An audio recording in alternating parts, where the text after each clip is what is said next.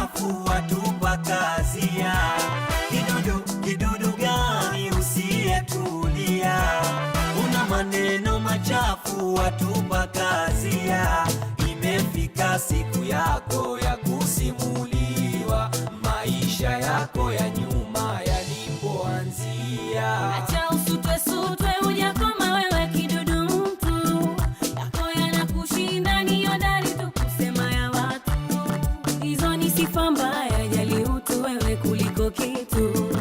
Utoishi na watu, roho yako chafu, safisha kutu.